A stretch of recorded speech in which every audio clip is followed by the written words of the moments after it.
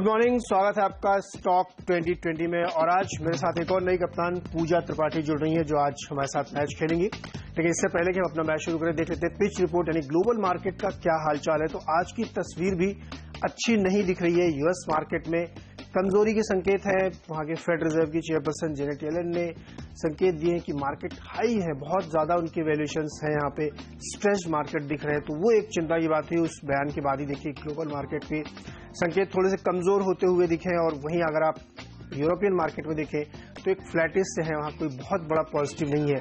लेकिन जिस तरीके से यूरोपियन मार्केट जो बिहेव कर रहे थे उसके अगेंस्ट यूएस मार्केट कमजोरी के साथ बंद हुए। और वही रिफ्लेक्शन आपको एशियाई बाजारों में भी दिख रहा है। यहाँ पे भी तगड़ी कमजोरी दिख रही है और एसजीएक्स निफ्टी भी कमजोरी संकेत दिख रहा है। लेकिन सवाल ये उठता है कि कल इतनी बड़ी गिरावट भारतीय बाजारों में हुई, जो इस साल की सबसे बड़ी एक दिन में सेंसेक्स 700 पॉइंट से ज्यादा गिरा है, तो क्या उसके बाद आज थोड़ा सा ठहरते हुए दिखेंगे या अभी भी मूड में, क्योंकि ओवरनाइट कोई ऐसी घटना नहीं हुई है जो पॉजिटिव संकेत दे और जेनेट येलन ने उस मूड को थोड़ा सा और बिगाड़ने वाला ही बयान दिया है। तो अब ऐसा लगता है कि शायद आज फिर से कमजोरी का ही बाजार रहेगा। लेकिन सवाल वही है कि 700 पॉइंट गिरने के बाद और कितना गिरेगा। पूजा, जो तस्वीर पूरी ग्लोबल मार्केट की दिख रही है, इसमें आपके सिलेक्टर्स क्या सुझा रहे हैं? किस तरह की टीम लेके आपको उतरना चाहिए आज? जी, मेरे सिलेक्टर सुझा रहे हैं कि एक मिला जुला रुझान देखने को मिल रहा है। मैं कुछ बल्लेबाज और कुछ गेंदबाज के साथ आज उतरूंगी। सबसे पहले बात करते हैं मेरी टीम में बल्लेबाज की, प्रेस्टीज एस्टेट, जिसमें की खबर निकल कर आई है कि जो इनका टोटल कलेक्शन है उसमें 43% की बढ़त इस बार देखने को मिली है। और कंपनी का जो रेसिडेंशियल यूनिट्स भी है उसमें भी काफी ज्यादा उसमें अच्छा प्रदर्शन देखने को मिला है। तो यहां पर मैं एक बाई कॉल लेकर चलूंगी। खरीदारी करने का रुझान यहां पर देखने को मिल सकता है। एक अच्छा अपमूव इस काउंटर में देखने की उम्मीद है। स्टॉप लॉस 249 और टारगेट 263 का लगा के चलने की यहां पर राय दे रही हूं। इसके अलावा शिमारू एंटरटेनमेंट, यहां पर भी खरीदारी करने की राय, क्योंकि जैसा कि हमने कल इनके नतीजों में देखा, काफी अच्छा प्रदर्शन यहां पर देखने को मिला है। इनके नतीजों में मुनाफे, बॉटम लाइन के फ्रंट पर काफी अच्छा प्रदर्शन कंपनी ने किया है। शिमारू एंटरटेनमेंट की बात करें तो यहां पर खरीदारी करके चलने की राय। और स्टॉप लॉस 191 और टारगेट 202 का लगा कर चलने की राय यहां पर मैं दे रही हूँ। नीरज जी हाँ, जैसा कि मेरे सिलेक्टर्स भी सुझा रहे हैं कि एक आपको स्ट्रेटजी मिक्स लेके चलनी चाहिए, क्योंकि कल काफी बड़ी गिरावट हो चुकी है। तो हो सकता है कुछ कुछ कहीं पॉकेट्स में जो बेहतर परफॉर्म कर रहे हैं, अच्छे स्टॉक्स हैं, वहां पे थोड़ी आपको बाइंग अपॉर्चुनिटी दिखे। इसलिए एक मिक्स टीम मेरे सिलेक्टर्स भी लेके यहाँ पे सुझाव दे रहे हैं। तो पहला स्टॉक केईसी इंटरनेशनल होगा और सिलेक्टर्स को ऐसा लगता है केईसी इंटरनेशनल में इसलिए खरीदारी करनी चाहिए कि कल जो रिजल्ट्स कंपनी ने पेश किए हैं वो बेहद शानदार रहे हैं। इसीलिए उनको लगता है कि आज अगर पूरे पॉकेट में आप कहीं भी खरीदारी देखेंगे तो उस स्टॉक्स में देखेंगे जहां पे कुछ बढ़िया ट्रिगर देखने को मिले। तो रेवेन्यू फ्रंट में भी बहुत अच्छा है और प्रॉफिट में भी है। तो सेक्टर्स को लगता है केईसी इंटरनेशनल आपके रडार पर होना चाहिए। वैसे भी अगर आप देखें तो पावर ट्रांसमिशन कंपनियों का अट्रैक्शन काफी बड़ा रहा है और जिस तरीके से सरकार लगातार फोकस कर रही है पावर सेक्टर में, उसका बड़ा फायदा इन जैसी कंपनियों को मिलता हुआ दिखेगा। ऑर्डर बुक भी काफी हेल्दी दिख रही है, काफी स्वेल हुई है पिछले क्वार्टर में। इसलिए केईसी इंटरनेशनल सेलेक्टर्स आज खरीदारी सुझाव दे रहे हैं और 105 रुपए का लक्ष्य यहां पे लेकर के आपको लॉन्ग पोजीशन बनानी चाहिए और 94 के आसपास स्टॉप लॉस रखना चाहिए। अगला स्टॉक होगा फोर्स मोटर्स और यहां पे इनके भी नतीजे आए हैं जो बेहतर दिख रहे हैं। सेलेक्टर्स का मानना है कि बहुत कम कंपनियां हैं इस समय मार्केट में जो अच्छे रिजल्ट्स रेवेन्यू और फ्रंट पे दे रही हैं। अगर आप इनके इंटरनल्स देखेंगे रिजल्ट्स के, तो आपको दिखेगा कि ग्रोथ जो एक्सपेक्टेड है वो उस लाइन को मीट कर रही है, उसको बीट करते हुए जा रहा है। तो सेलेक्टर्स को लगता है कि फोर्स मोटर्स बहुत ज्यादा फैंसी में स्टॉक नहीं रहता है, क्योंकि बहुत लिक्विड काउंटर नहीं है। इसलिए सेक्टर्स को लगता है कि यहाँ पे आपको नजर रखनी चाहिए, क्योंकि अब उन स्टॉक्स को की निबलिंग शुरू हो चुकी है। उन स्टॉक्स को लोग ढूंढ रहे हैं और अपने पोर्टफोलियो में चर्न कर रहे हैं जहां पे ग्रोथ की विजिबिलिटी आगे आने वाले कई क्वार्टर्स तक साफ दिख रही है। तो इसलिए सेक्टर्स को लगता है कि फोर्स मोटर्स भी आज आपको रडार पर रखना चाहिए और इसमें खरीदारी की सलाह वो दे रहे हैं। उनका लगता है कि आज 1600 का लक्ष्य फोर्स मोटर्स में अचीव होता हुआ दिखेगा। 1560 के आसपास स्टॉप लॉस लगा के इसमें लॉन्ग पोजीशन बनाई जा सकती है। और अब वक्त है मिस्टर डिपेंडेबल स्टॉक जानने का।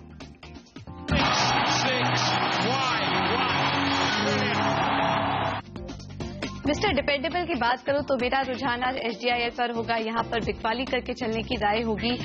स्टॉप लॉस 113 और टारगेट 107 का लगाने की राय, क्योंकि आज उम्मीद की जा रही है, सिलेक्टर्स को लगता है कि आज इस काउंटर में भारी गिरावट देखने को मिल सकती है। तो 107 का लक्ष्य यहां पर लगाकर चलने की राय।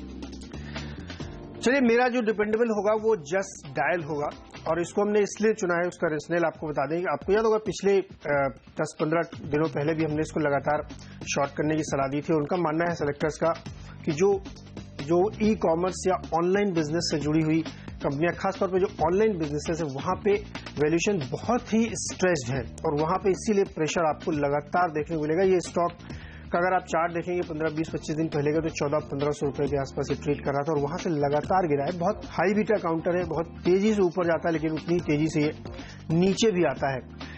कई सारी रिपोर्ट्स आई हैं बहुत सारे दिग्गज इन्वेस्टर्स की, जो मानते हैं कि जो ऑनलाइन बिजनेसेस हैं उनको ओवर वैल्यू दी जा रही है और एक तरीके से चेंज ऑफ हैंड्स के जरिए वैल्यूएशंस लगातार बढ़ते हुए देखे गए। चाहे वो जो ऑफलाइन रिटेल के मुकाबले ऑनलाइन में जो लिस्टेड कंपनियां नहीं उनका वैल्यूएशन देख लीजिए, या ग्लोबली भी आप जितने भी ऑनलाइन बिजनेसेस की कंपनियां, सबके बहुत ज्यादा सुपर नेचुरल जो इनके वॉल्यूम है वो देखने को आपको मिलेगा। सेक्टर्स को लगता है कि उन स्टॉक्स पे आप प्रेशर देखने को मिलेगा, खासतौर पे इस बाजार में जहां पे कमजोरी दिख रही है। कोई भी इन्वेस्टर ये रिस्क नहीं लेना चाहेगा कि जो ओवर वैल्यूड शेयर है वो इस समय उसमें बना रहे, क्योंकि उसके पास प्लेनिटी ऑफ ऑप्शंस है, सस्ते वैल्यूएशंस वाले अच्छी कंपनियां जिनकी विजिबिलिटी बहुत बेहतर है। इसलिए सेक्टर्स को लगता है कि जस्ट डायल जैसे शेयर्स काफी ज्यादा जिनके वैल्यूएशन कमांड हो रहे हैं वहां पे आपको करेक्शन दिखेगा, इससे इन्वेस्टर्स आपको बाहर होते हुए दिखेंगे। तो इसलिए इनको लगता है कि आज इसमें शॉर्ट पोजीशन बनाने का बिल्कुल सही समय है। 1000 रुपए तक के लक्ष्य के लिए जस्ट डायल में आज आप बिक्वाली करके चल सकते हैं। 1100 के आसपास का स्टॉप लॉस लगा के शॉर्ट पोजीशन बनानी चाहिए। वक्त है यहाँ पे एक छोटे से ब्रेक का। ब्रेक से लौटेंगे तो आपको बताएंगे मिडिल ऑर्डर्स के स्टॉक, साथ ही आपका फेवरेट फ्री हिट स्टॉक भी बताएंगे।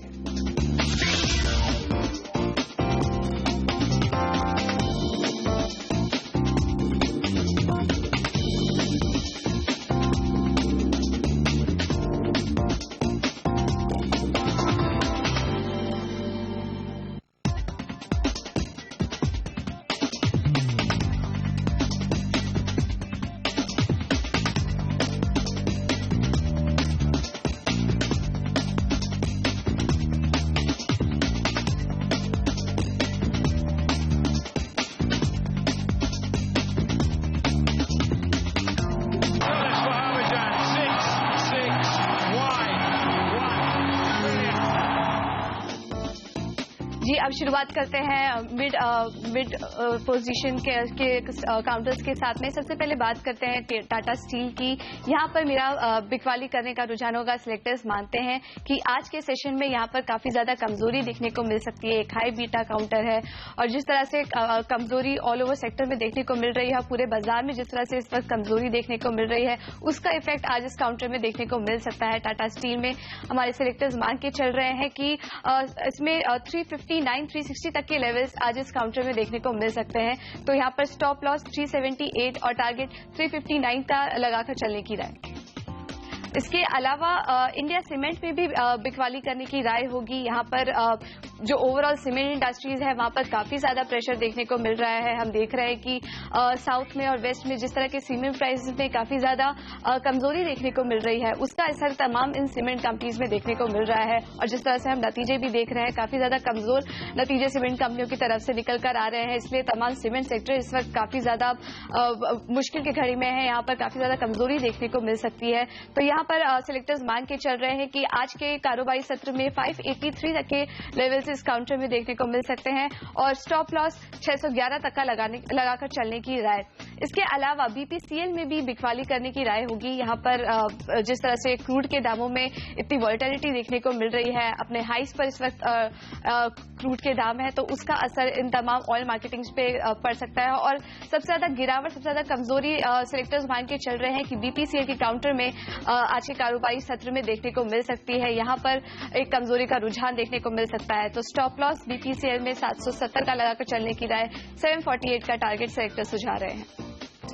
चलिए, मेरे मध्यक्रम के शेयरों में सबसे पहले डीएलएफ होगा।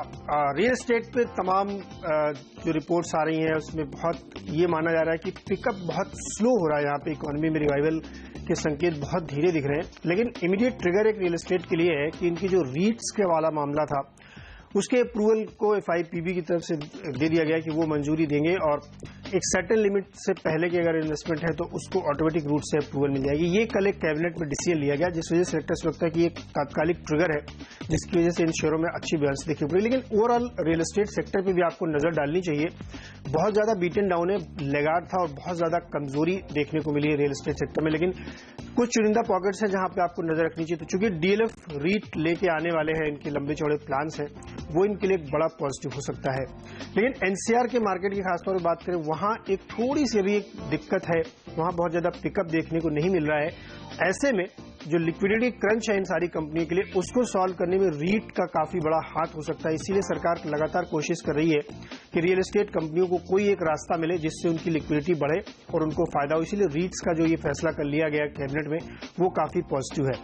स्टॉक स्पेसिफिक बात करें तो डीएलएफ की एक रेंज बन चुकी है।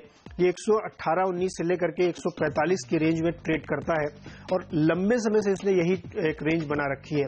सेक्टर्स को लगता है कि जब बहुत कमजोर मार्केट होता है तो ये 120, 25, 30 के आसपास ट्रेड करता है और जब बहुत अच्छा मार्केट होता है तो 45, 48, 50 के आसपास जाता है। कल की बड़ी गिरावट में स्टॉक में कमजोरी देखने को मिली और 131, 32 के आसपास आके इसने एक सपोर्ट लिया है।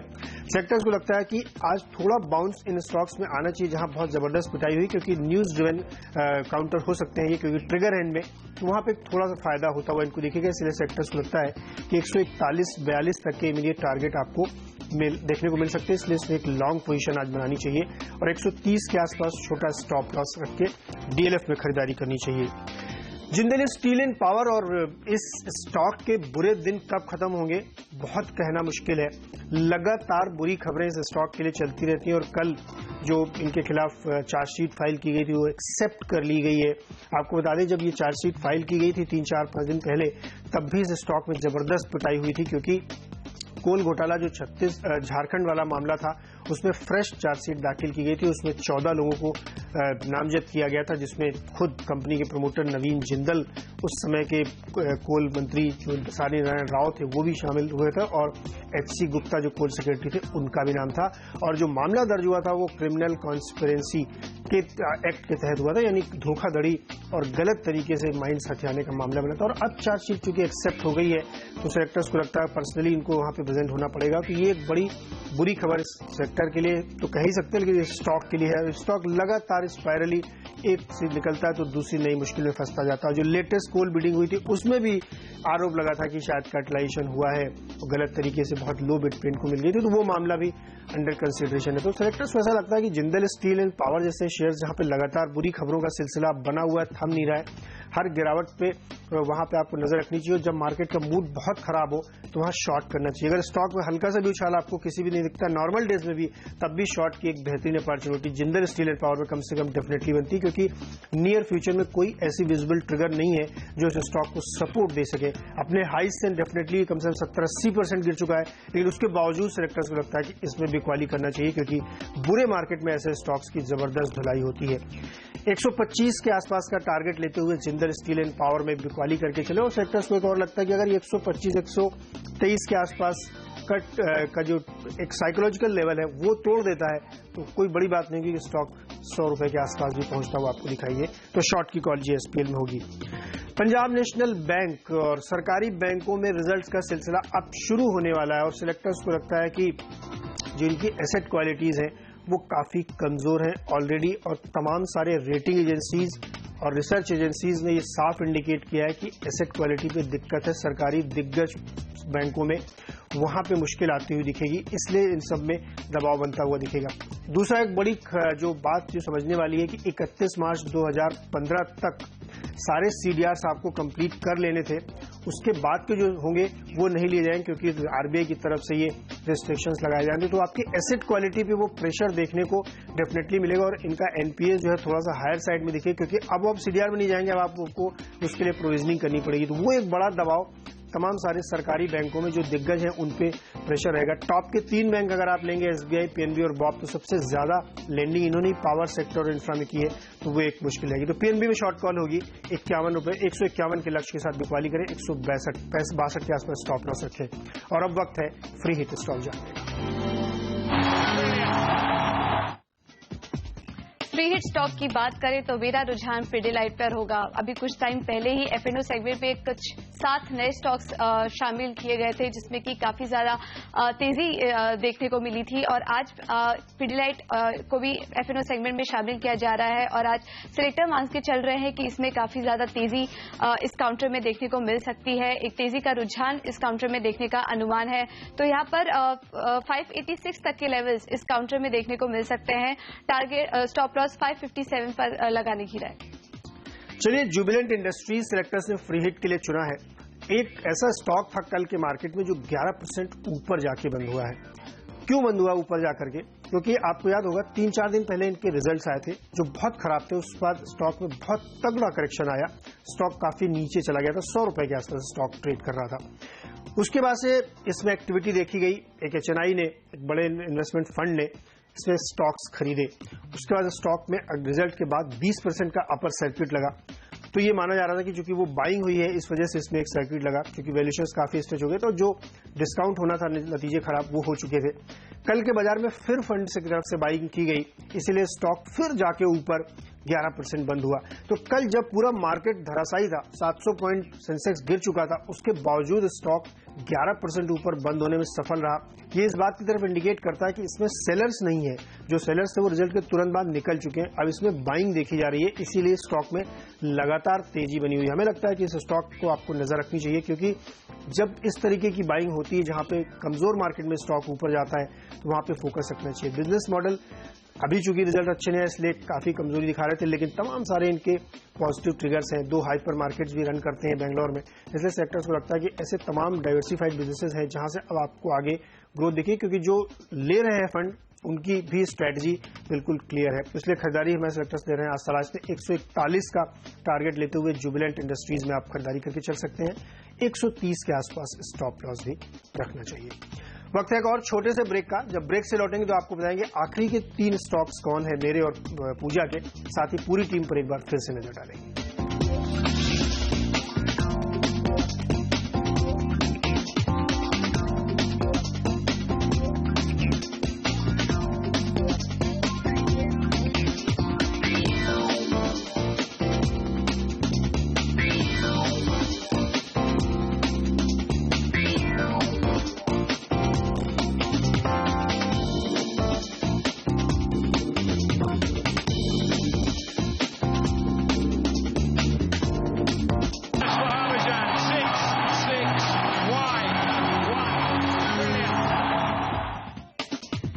जी, अब आगे के जो मेरे 3 स्टॉक होंगे उसमें सब में बिकवाली करने की ही राय सिलेक्टर्स दे रहे हैं। टेक्निकली माना जा रहा है कि काफी कमजोरी का रुझान आज इन सभी काउंटर्स में देखने को मिल सकता है। शुरुआत हिंदुस्तान पेट्रोलियम के काउंटर के साथ करते हैं।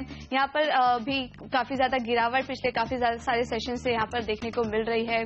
क्रूड ऑयल का जो इम्पैक्ट है वो इन तमाम ऑयल मार्केटिंग कंपनीज में देखने को मिल रहा है, तो यहाँ पर भी उसका इफेक्ट देखने को मिल सकता है। काफी ज्यादा कमजोरी सिलेक्टर सुझा रहे इसमें देखने की उम्मीद की जा रही है। स्टॉक में 583 तक के लेवल्स देखने को मिल सकते हैं और 611 का स्टॉप लॉस लगाने की राय। इसके अलावा बात करते हैं डिश टीवी की, तो यहाँ पर भी एक कमजोरी का रुझान ही देखने को मिल रहा है। काफी टेक्निकल इंडिकेटर्स भी देखें तो यहाँ पर मोमेंटम इंडिकेटर्स सारे सेलिंग मोड पर है। किसी ज्यादा कोई जो कमजोर बाजार है उसका भी इफेक्ट इस काउंटर में देखने को मिलेगा। सिलेक्टर्स मान के चल रहे हैं कि आज स्टॉक में 68 तक की गिरावट यहाँ पर देखने को मिल सकती है, तो यहाँ पर खरीदारी करके चलने की राय। Stop loss 75। जो तीसरा मेरा काउंटर होगा उसमें मदरसन सुमी में बिकवाली करने की राय है। इस काउंटर में भी कमजोरी देखने को मिल सकती है आज के कारोबारी सत्र में। एक हाई बीटा काउंटर है तो यहाँ पर भी काफी ज्यादा कमजोरी देखने को मिल सकती है। तमाम हम देख रहे हैं कि ऑटो सेक्टर में दबाव भी देखने को मिल रहा है, जिसका की इफेक्ट मदरसन सुमी में भी देखने को मिलेगा। और यहाँ पर टारगेट 479 और स्टॉप लॉस 503 का लगाकर चलने की राय। तो मेरे आखिरी 3 शेयरों में सबसे पहले त्रिवेणी टरबाइन होगा। सेलेक्टर्स का मानना कल इसने भी अपने रिजल्ट पेश किए जो काफी बेहतर थे। प्रॉफिट 52% से ज्यादा बढ़ा है और वहीं रेवेन्यू आप देखेंगे तो वो 48% बढ़ा है। इंजन बनाने वाली कंपनी है सेट की, और सेलेक्टर्स को लगता है कि वो कंपनियां इस मार्केट में रिवार्ड हो रही हैं जिनके रेवेन्यू ग्रोथ देखे जा रहे हैं। रेवेन्यू ग्रोथ इंडिकेट करता है कि आपका बिजनेस एक्सपांड हो रहा है, वो प्रॉफिटेबल है। इसलिए सेक्टर्स को लगता है कि यहाँ पे त्रिवेणी टर्बाइन में आज एक्सपेक्टेशन से बेहतर नतीजे पेश करने के लिए इसको रिवार्ड किया जाएगा और 130 का टारगेट आता हुआ उसमें देखिएगा 115 पे स्टॉप लॉस रखना चाहिए। हीरो मोटो कंपनी आज अपने रिजल्ट पेश करने वाली है। सेलेक्टर्स का मानना है कि कमजोर नतीजों की पूरी उम्मीद है। अगर उन्नीस से भी कमजोर आते हैं तो और ज्यादा पिटाई होगी, लेकिन अगर उम्मीद के मुताबिक भी अपने रिजल्ट देते तब भी पिटाई होगी। उसका वजह है कि सेंटीमेंट काफी गड़बड़ है। टू व्हीलर्स के लिए बहुत ज्यादा रूरल मार्केट में डिमांड नहीं आती हुई दिख रही है। बेमौसम बारिश का असर देखने को मिलेगा। साथ ही मेरे सेक्टर्स का मानना है कि एक फंडामेंटल तौर पर देखिए तो टू व्हीलर्स की जो मार्केट है वो पीक हो चुकी है। उस पाई में बहुत जगह नहीं बची, केवल चर्निंग चल रही है। जो मार्केट शेयर वो इधर से उधर हो रहा है, कभी टीवीएस के पास जाता है तो बजाज पास। सेक्टर्स में लगता है कि नया मार्केट डेवलप अब जो हो रहा है वो फोर व्हीलर की तरफ ज्यादा जा रहा है, इसीलिए उन स्टॉक्स में ज्यादा फैंसी दिख रही है रादर टू व्हीलर्स के। इसलिए हमें सेक्टर्स लगता है कि टू व्हीलर में हीरो मोटोकॉर्प आज भी वीक दिखता है। 2300 के टारगेट के साथ इसमें शॉर्ट करके चले। और अंत में आईडीएफसी 29 मई से ये निफ्टी से बाहर हो जाएगा और सेक्टर्स को लगता है कि सही मौका होगा जब सारे फंड्स इससे बाहर निकलते हुए दिखेंगे। और उसके अलावा भी इसमें स्टॉक में कमजोरी देखने को मिल रही है, क्योंकि अब यहाँ पे एक प्रेशर बनता हुआ दिख रहा है। 148 से 175 तक की जो रैली इस स्टॉक में थी वो फिजल आउट होती हुई दिख रही है। टेक्निकली वीक दिख रहा है। हमें लगता है कि अगर मार्केट लगातार गिरावट में बना रहा तो 140-45 पे फिर आता हुआ आपको दिखेगा। इसलिए आज 150 के टारगेट के साथ आईडीएफसी में भी बिकवाली करके चलना चाहिए। तो एक मिलीजुली टीम सेलेक्टर्स से पूरी तरीके से उतारी है। तो इसी के साथ मेरी नई कप्तान पूजा त्रिपाठी और मुझे इजाजत दीजिए, लेकिन आप बने रहिए सीएनबीसी आवाज के साथ, क्योंकि ब्रेक के तुरंत बाद लेके आएंगे मार्केट काउंटडाउन और सीएनबीसी बाजार पे होगा मॉर्निंग टिकर।